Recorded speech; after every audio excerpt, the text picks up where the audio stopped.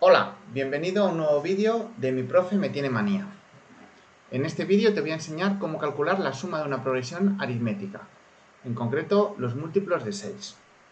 Este ejercicio lo puse en un examen este año. El enunciado del problema dice lo siguiente: ¿cuánto suman los múltiplos de 6 que están comprendidos entre 200 y 500? Lo primero que tenemos que hacer es centrarnos en el problema. Y nos debemos preguntar, de esos 300 números que están comprendidos entre 200 y 500, ¿cuántos son múltiplos de 6? Simplemente tienes que pensar que es la sexta parte de esos números. Por lo tanto serán 50. Pero te recomiendo que lo calcules porque puede ser que sean 50, 51 o 49. Así que nosotros vamos a calcularlos. Lo primero que tenemos que pensar es cuál es el primer número que voy a sumar, porque 200 no es múltiplo de 6. Así que aplicando los criterios de divisibilidad, tenemos que un número es múltiplo de 6 cuando es múltiplo de 2, es decir, cuando es par. Pero además debe ser múltiplo de 3, es decir, sus dígitos tienen que sumar un 3 o un múltiplo de 3.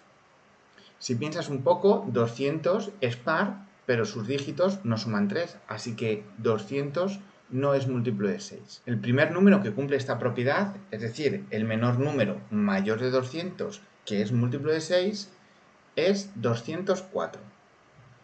Asimismo, podemos aplicar el mismo razonamiento para saber cuál es el último número que voy a sumar. Para ello debemos calcular el mayor número que sea menor de 500, que sea múltiplo de 6. Y ese número es 498. Así, lo que yo tengo que sumar es lo siguiente: 204 más 210 más 216, así hasta 492 y 498. Por lo tanto, tengo que sumar bastantes números.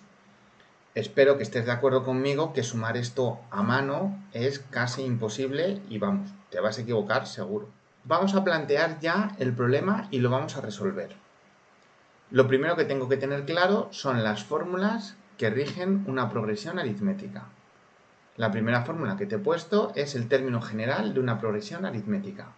El término que está en el lugar n, a sub n, es el primer término, a sub 1, más n-1 veces la diferencia.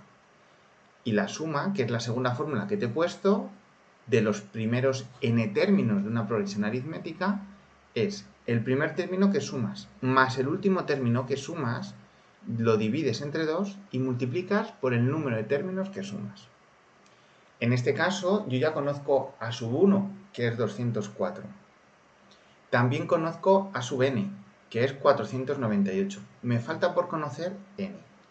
Para ello voy a aplicar la primera fórmula de la siguiente manera. El término n va a ser 204 más n-1 por 6. ¿Qué es lo que estoy intentando calcular aquí? El número de términos que voy a sumar, es decir, ¿cuál es el último término que voy a sumar? 498. Así que el término que está en el lugar n será 204 más n-1 por 6. Si operas y haces cuentas, te sale que n es 50, que es lo que habíamos intuido al principio del problema. Pues ya sabemos cuál es el primer término, el último término y el número de números que sumo. Por lo tanto, vamos a sumarlos. La suma será la suma de los primeros 50 términos de una progresión aritmética y yo voy a sumar 204 en el primer lugar, 498 en el último lugar. Todo eso lo divido por 2 y lo multiplico por el número de términos que sumo, que son 50. Y haciendo cuentas te sale que la solución es 17.550. Espero que este vídeo te haya servido de ayuda y haya resuelto tus dudas. Si tienes alguna cuestión que comentarme, por favor déjalo más abajo y muchas gracias por verme.